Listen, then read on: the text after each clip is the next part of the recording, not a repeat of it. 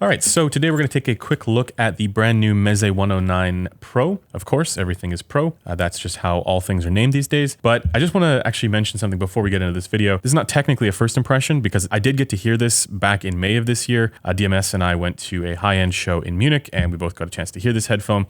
So this is like a first impression plus, if you will, because ordinarily I like to put in at least a week, ideally 2 weeks into a product to spend more time with it, to listen to more tracks.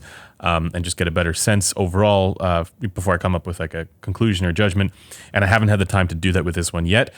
So I will also be asking for DMS's assistance because he's going to be able to have a little bit more time with this one.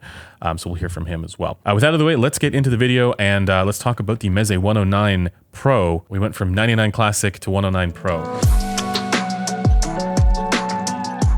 I am going to go through all the regular sound stuff, and if you guys are looking for the measurements that have been done of this headphone, that is up on the headphone community forum already. There's a link to that in the description. And if you're looking for more information on headphones in general or just audio stuff, stay tuned to the reviews and guide section up on headphones.com.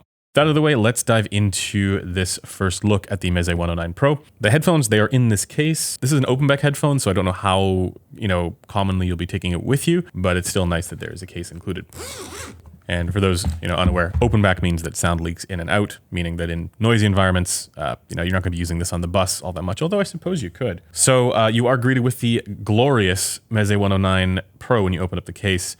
And this is one of the best looking headphones. And Meze always nails it with the aesthetic.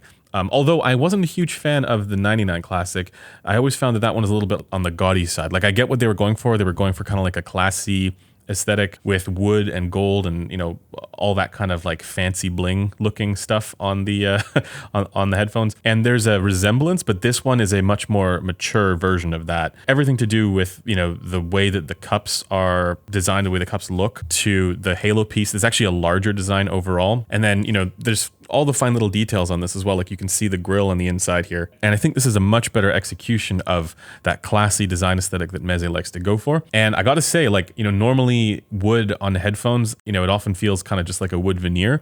But in this case, I think it really does work. There's two ways of doing wood on headphones that I think is good. One of them is the way ZMF does it, and the other way is like this. I suppose Odyssey does a good job too on some of their older models, but this does look and feel great. For the build quality. Just the industrial design overall for this product is outstanding and significantly better than the 99 Classic on just about all fronts. If you're going to take one thing away from this video, know that this is not just an open back 99 Classic. This is an entirely new driver. It's a custom driver that they designed in-house. That's what I've been told. And this is also not based on any of the Renaro planar drivers that they've been doing for their more recent headphones, like the Lyric, the Empyrean, and the Elite, the higher end planars. So this is their newest, latest, and greatest custom dynamic driver. Think of it like that. But now let me just put it on and talk a little bit about the comfort. And this is, I know I'm wearing a hat, get over it. This is one of the most comfortable headphones. I keep saying that about Meze products in general. They come out with a new headphone and then every headphone is the most comfortable headphone. And yet again, with this one, it's this is more comfortable to me than not wearing any headphones at all or anything on my head. I would rather just have these hugging my head at all times. Maybe I should do that. Maybe I should stop filming this and just live my life, like this. This is genuinely comfortable. And I think that's also in part because, the pads, they are very thick and cushiony, of course, and there's lots of space inside. But I think importantly, they have this sort of free-floating cup mechanism. And if I remember correctly, they did this on the 99 as well. It basically conforms to the angle of your head, no matter your head shape, which is really nice. It's a great way of accommodating a wide range of, weird audiophile shaped heads like mine. So I applaud them for doing that. I think that's awesome. But yeah, that's basically it for the mechanical and industrial design here. I have nothing but, good things to say about this, and I would feel very comfortable wearing this for a long period of time. So, for those all-day sessions, this is a thumbs up. Now let's talk about the sound quality, and I'll go just through the frequency response graphs here in a little bit. And for those who don't know what that is, frequency response is a way that you can get a sense of the headphone's sound signature, right? So it's able to sort of predict that. And that's not all there is to it. There's more to it than just what you see on the graph. You still have to listen to the headphones to get a complete sense of it. This is a way of being able to predict certain things, right? Importantly, if there's anything particularly wrong with the headphones. And of course, we're using the industry standard Gross 43AG for this. Just know that the target that's being used here is highly smoothed and the headphones frequency response is not. And I'll show you, kind of what I mean in a little bit. But taking a look at the frequency response of the Meze 109 Pro, you can see that essentially this is a headphone that aims a little bit more for fun than strict neutrality. And I think that's kind of what Meze goes for generally. You know, when I was chatting with Antonio Meze back in Munich, I was kind of asking him about some of the tuning choices and what they were going for. And he explained that, you know, they were thinking of it more in terms of concepts. And really what they were going after was a sense of joyful listening. So for all of us who were sort of like chasing strict neutrality and all that, you know, then there's Meze and goes, let's just make something that's fun, that has, you know, a kind of joyousness about it. And so that's why there's a couple of colorations here. The question is, did they achieve it? Well, in my mind, they did, but let's go through it. So for the bass, you can see that it's well extended into the sub bass, but there is a little bit of a forward character there in the mid bass and upper bass. And this, it gives it kind of that, you know, slightly warm, kind of downwards tilting presence. It makes it versatile, but also not, you know, overdone. It's not, you know, overly, you know, boomy and bloated sounding. It's just a slight kind of mid and upper bass kind of focus. Obviously, I prefer the bass to be extended towards the sub bass, or like boosted towards the sub bass, but you know, I can see this flavor working out as well, because it's a subtle thing there. It's not overdone. Now for the mids, it's mostly linear up until, you know, the 1 to 2K region, where you get a bit of a you know, recession there, not unlike what you see with the Sennheiser HD800S or HD800, and also some of the Hi-Fi Man headphones. And the dip here can also help with the sense of space and soundstage presentation. So, you know, typically for headphones that are well received for that, you know, there's often a mid-range dip there. And then when you get into the upper mids and the treble, you can actually see that this does generally follow the elevation that the brain expects to hear. That's why there's a rise up there. The brain expects there to be an elevation, because this is the way that your ears impact incoming sound. Now, I will say there is a little bit of a kind of like a ragged response there in the treble that you're seeing. The thing to keep in mind here is that the frequency response is very fine-grained, and the target that I'm using here is not. It's very highly smooth and coarse-grained, and we don't know how this is going to be on any individual, right?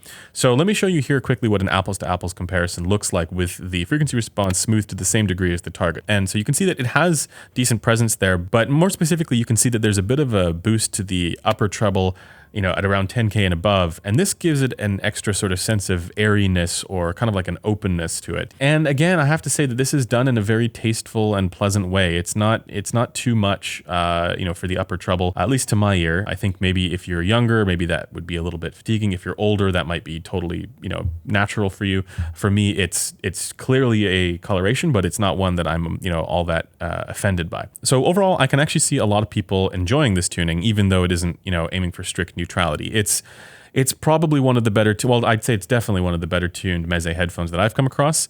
But overall, you can think of the Meze 109 Pro as being, you know, generally even for the balance, with a few colorations in a couple places, like, you know, in the mid bass and then also in the upper treble. That's how I would kind of describe this. And, you know, when I first heard this headphone back in Munich, I described it as kind of having like a downward tilt with like an upper treble boost. And that is also how I hear it today. So I guess it's nice to know that my ears still work, or at least that was an accurate prediction. But now I'm going to do something a little bit different. I'm actually going to throw it over to DMS, who also has this headphone in and has had a chance to spend a little bit more time with it. So he's going to give a subjective assessment. So let's hear DMS's take on this. Oh, cool. I get to be in the video. The Meze 109 is something that really stood out to me when we went to Munich, to the high-end audio show. It's definitely very different sounding from the rest of the things Meze has made before. And in some ways, this new sound signature is really welcome. I would definitely say it's better tuned than things like the 99 Classic, but tuning isn't where things end. This larger, more comfortable headphone really does have more technical capability than the dynamics Meze has made in the past. That what it sounds like is that there's a slight emphasis on very either end of the frequency response spectrum. Not quite as inward as V-shaped, and the mid-range isn't recessed, but it's very airy up top, and I can feel a little bit of extra punch somewhere deep in the bass. It sounds reasonably extended, but not boomy, and not necessarily elevated in the bass. And it doesn't sound warm either. If anything, the mid-range sounds pretty solid, and it sounds like we're getting ear gain too, but there really is a lot of air going on up top. That extra treble can sound really nice. Things sound very delicate, refined, very fast, but there are also times where it can sound sibilant. And this is a fine line when you get into very airy treble, or any elevation in the treble really. You walk the line between it sounding nice and airy or it sounding sibilant, and this walks the line pretty well most of the time. There are a few tracks I've heard where vocals could get sibilant, where a cymbal would be a bit too much, but there's also lots of times where a drum hit will come through and it'll have a nice sifted, soft, airy treble sound to it.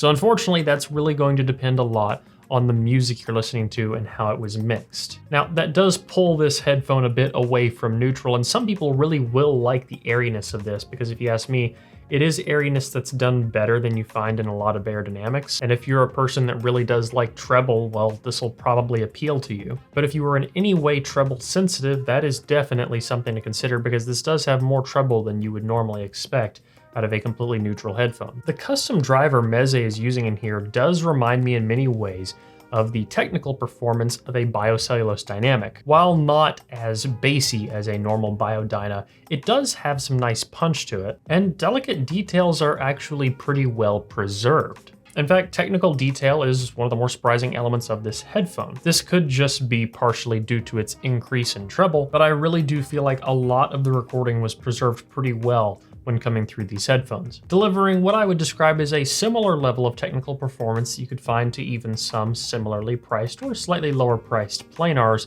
but with the benefits of having a dynamic driver. Now, granted, there are planars in the world that are more technically capable than this, but it does a pretty great job. Imaging is also very solid, but soundstage is a bit weird. Some things in the soundstage are very, very intimate. Some things are quite wide, but always the presentation is what kind of trips me up. Headphones is a lot like having speakers directly on either side of your head facing inwards. It gives you this super direct, close near field sound. These are like if you take that and you move the speakers just slightly behind your ears. Some things are still very intimate. Vocals can be very close, but airy sounds, pads, drums, things like that, well, they sound kind of like they're out here behind me somewhere. This does well for a pretty good variety of music, and it definitely helps with instrument separation because it creates a very interesting stage and presentation to put everything in, which is definitely unlike a lot of other headphones I've heard. Now, this isn't going to out-sound stage an Aria or an HD800 or anything like that, but it is still pretty good on soundstage, and that interesting presentation, it makes it fun to listen to. What this is to me, sound-wise, is something that fills a gap. It's a headphone unlike any other headphone at its price, and it's unique. Is it going to be for everyone? Probably not, but it does a pretty good job of being something that stands out. Now, as far as amplification is concerned, you might think, hey, this is a dynamic, it must be good with tubes, right? I really didn't like it with tubes that much, to be honest. I mean, there were some cases where I could plug it up to an amp and get kind of that euphoric tube sound, but for the most part, I preferred this on solid state. Specifically solid state amps that could benefit its a bit more delicate, airy abilities, something fast, and something smooth. All of that points me towards using this with the FiiO K9 Pro. An amplifier that has way too much power for this, but using it on low gain, well, it's a pretty great combination. I also used this a fair bit with the Topping L50 and a considerable variety of other things, but those are some of the amps that I enjoyed it more with. And Class A amps were not bad either, but I really think that my go-to choice for this is probably the FiiO K9 Pro. Now, that said, this thing is so easy to drive, you could drive it off a laptop just fine. You drive it off a MacBook, you could probably drive it off an iPhone dongle. It's just so easy to power compared to many other headphones I have around. Maybe not compared to a pair of IEMs, you're still gonna benefit from having a good DAC, so I wouldn't just plug it up into anything. I'd find yourself a good source that's going to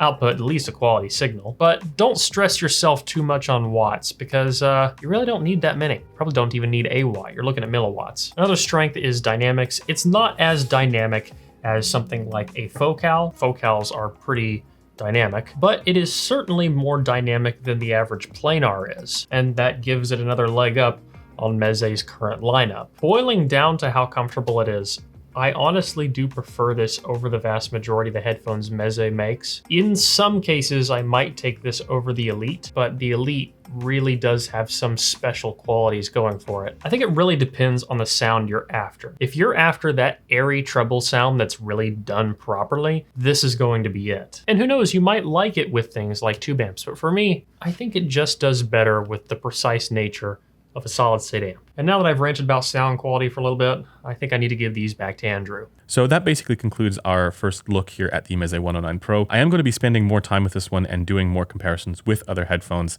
as is the usual for me. And then maybe I will do a comparison video with this one in it at some point in the future. you know, with other headphones that are around this price, because I think it's important to do those comparisons, and I just haven't had the opportunity yet to do them. But regardless, if you guys like this kind of stuff, let me know in the comments, or if you want to see more of it or what you want to see, let me know. But apart from that, I'm going to listen to this headphone a little bit more, and because again, I like the way that this feels on my head. So yeah, I can also just look at it, listening with my eyes, right? That's what we do here. Okay, I'm going to go. Bye.